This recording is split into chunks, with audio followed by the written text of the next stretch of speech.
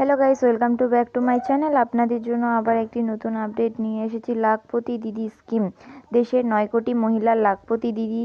বাজেটে ঘোষণা কি? এই যোজনা কারা পাচ্ছেন? বাজেট 2024-এ মহিলাদের অর্থনৈতিকভাবে ক্ষমতায়নের জন্য কেন্দ্র সরকারের সুখবর, যার 9 কোটি মহিলার জীবন বদলেছে লাখপতি দিদি। ইতিমধ্যে 1 কোটি মহিলা লাখপতি দিদির সুবিধা পেয়েছেন।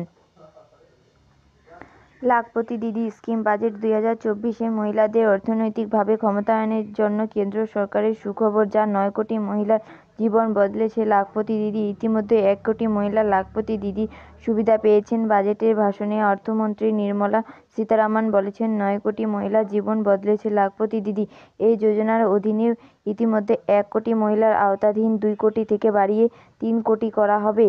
বর্তমান এটি অন্য মহিলাদের জন্য অনুপ্রেরণা হয়ে দাঁড়িয়েছে। এই যোজনা মহিলাদের আত্মনির্ভর হতে সহায়তা করে। লাখপতি দিদি স্কিম, প্রধানমন্ত্রীর উদ্যোগে এটি গুরুত্বপূর্ণ উদ্যোগ শুরু করেছে। গত বছর 15ই আগস্ট লালকেল্লা থেকে দেশবাসীকে ভাষণ দেওয়ার সময় প্রধানমন্ত্রী নরেন্দ্র মোদী লাখপতি দিদি প্রকল্পের কথা উল্লেখ করেছিলেন। এরপরে এই প্রকল্পটি সারা দেশের মানুষের দৃষ্টি আকর্ষণ করেছে। অর্থনৈতিকভাবে বঞ্চিত মহিলাদের এগিয়ে আনার লক্ষ্যে চালু করা এই স্কিমটি তাদের অর্থনৈতিক অবস্থা এবং সামগ্রিক কল্যাণের জন্য তৈরি করা হয়েছে। এটি অনেক সুবিধা প্রদান করে। কি এই প্রকল্প? লাখপতি দিদি যোজনা হলো কেন্দ্র সরকারের একটি প্রকল্প। এই প্রকল্পের উদ্দেশ্য হলো স্বনির্ভর গোষ্ঠী মহিলাদের কোটিপতি করা। এই প্রকল্পের অধীনে গ্রামীণ মহিলাদের এলইডি বাল্ব, প্লাম্বিং, ড্রোন মেরামতের মতো ছোট একটি প্রযুক্তিগত কাজের জন্য দক্ষতা প্রশিক্ষণ দেওয়া হয়।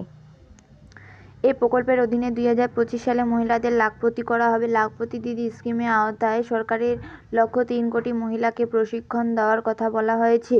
প্রকল্প পেতে যোগ্যতা। প্রকল্পের সুবিধা পেতে মহিলাকে অবশ্যই সংশ্লিষ্ট রাজ্যের স্থায়ী বাসিন্দা হতে হবে। তাদের স্বনির্ভর গোষ্ঠীর সঙ্গে যুক্ত হওয়া বাধ্যতামূলক।